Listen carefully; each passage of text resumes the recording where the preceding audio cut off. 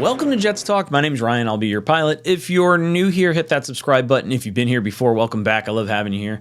Boys and girls, we're talking a little Ezekiel Elliot, Odell Beckham Jr. action. Two-star veteran players who were elite players in their prime, who are no longer in their prime. And should the New York Jets look to possibly bring one of these players in? So let's talk about it. Let's go into Ezekiel Elliot first. A tweet came out from Adam Schefter today saying Ezekiel Elliot has narrowed down his options about where to play to the Eagles, Jets, Bengals, and he would like to make his destination about where to sign by the end of next week per sources. So this is kind of interesting. Obviously, if he goes to the Eagles, he's going to a team that was just in the Super Bowl. He gets to go against his former team, the Dallas Cowboys, for the next, however many years he's there. Twice a year, get a little bit of vengeance action. The Cincinnati Bengals, he was with Joe Burrow at Ohio State back in 2015. And then the Jets, seemingly, good option if Breece Hall is not ready to go coming back from the ACL. Michael Carter maybe having a little bit of a rough time this past year, averaging 3.5 yards a carry. Maybe there's a situation where you can get Ezekiel Elliott in. Could come in and provide some extra pop for a room that may be a little, lacking at the beginning of the year to some. Now, Breece Hall did send out a tweet right after the Adam Schefter tweet. If you look at the timestamps, 3:31, Adam Schefter. Breece Hall drops the, I think we're good over here, 8K Mike. How about you? Just like a half hour later. And then Michael Carter responded to that saying, I agree. And now both running backs have deleted their tweets. So it's a little interesting.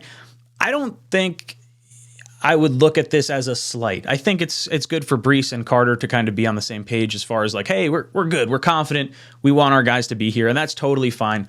I get that. The Jets are rumored to be looking to bring back Ty Johnson if this comes out.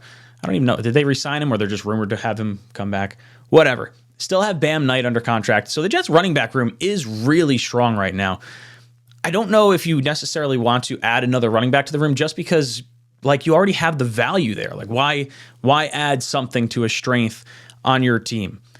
Now the argument is Breece coming off the ACL, Carter averaging 3.5 yards a carry. What do?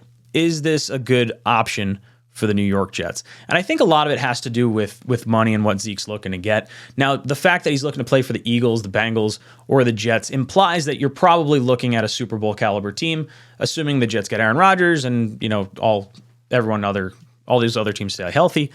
But you look at Zeke's stats. I mean, look, as a feature back, Zeke has dropped way off a cliff. Like when people say he's washed as a feature back, I completely agree.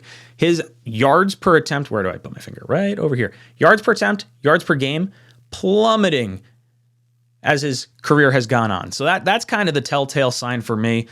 I don't love the idea of bringing in Zeke, but it's not dissimilar, or it's not unsimilar. It's similar to when the Buccaneers brought in Leonard Fournette on the vet minimum contract because he was cut by the Jaguars. So the Jaguars paid his salary. Dallas cut Zeke. So you could, in theory, sign Zeke for a vet minimum contract, and he's still going to get paid by the Dallas Cowboys. So you're telling me Zeke as your third back while Breece is out, and then when Breece comes back, you can beat some people up? That's kind of cool. Not to mention Zeke is really good in pass protection and red zone offense, trying to pound the rock into the short 3-yard, 2-yard situation. I kind of like Zeke for that. I know his yards per carry dropped off this year. I don't know. I think he's more likely to end up on the Eagles than the Jets. I guess the Bengals, you have the Mixon situation. I don't know what's going on there. I don't know. Zeke, I'm probably a little colder on Zeke, but the fact that Breece and Carter deleted their tweets gives me a little interest. I think the Jets might be looking to bring him in. And I think as long as the Jets are sort of dabbling in star players, it kind of makes Aaron Rodgers probably feel a little bit better. That would be a scary offense with Zeke. And then you got the whole Odell Beckham Jr. stuff. Everyone's talking about him. Elijah Moore winds up getting traded to the Cleveland Browns. Odell was on this list of players that Aaron Rodgers wanted. And with the Cowboys out of the equation, having traded for Brandon Cooks, Odell seems to be a little more connected to the New York Jets as of the last few days. This one, I like Odell.